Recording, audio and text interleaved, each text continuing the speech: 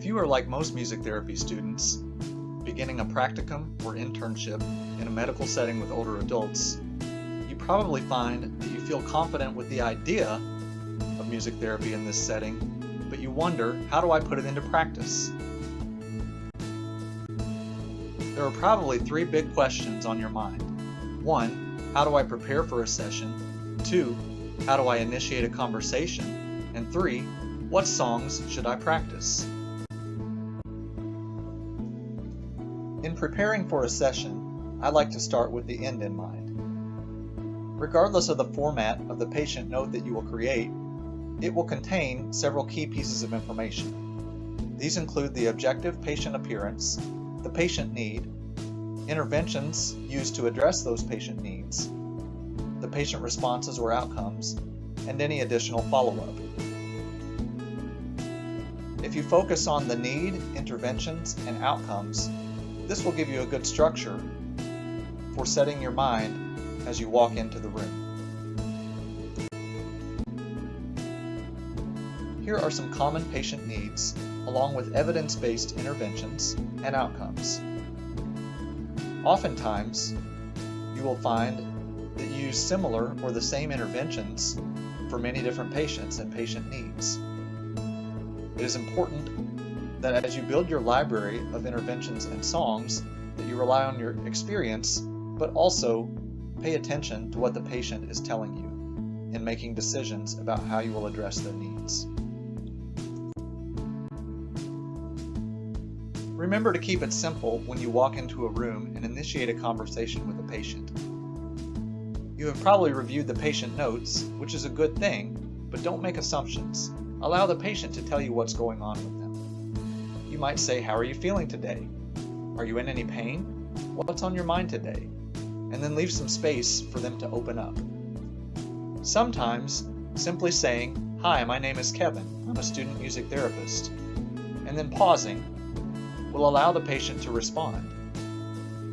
They may tell you that they love music. They may tell you that they're not interested today, and that's okay too. You want to validate and affirm whatever patient expressions are given to you.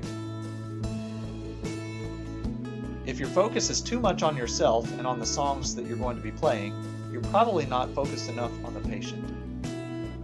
Finally, remember to be your authentic self. Your supervisor probably gave you a list of things to think about, but if you're too focused on that list, you may not be your true self.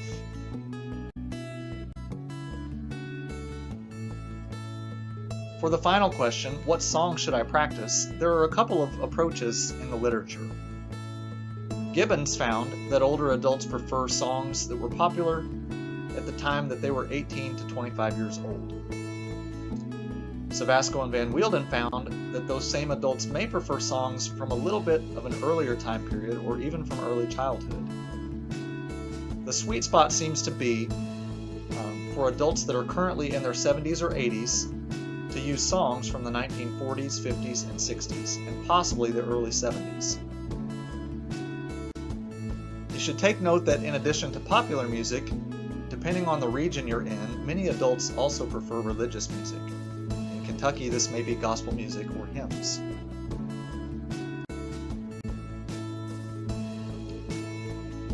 There are several example studies from Savasco and Van Wielden that give lists of popular songs that you can use in this setting. This particular study shows popular songs by decade, as reported by several different popular songbook series, as well as songs that music therapists actually use in practice. This 2014 study shows popular songs by decade by subpopulation. There are 3 subpopulations for Alzheimer's, geriatrics, and the well elderly. You can see the number and percentage of music therapists who reported using each song. I hope this presentation helps the next time you get ready to go into a medical music therapy session. If you need more information, check out any of these references.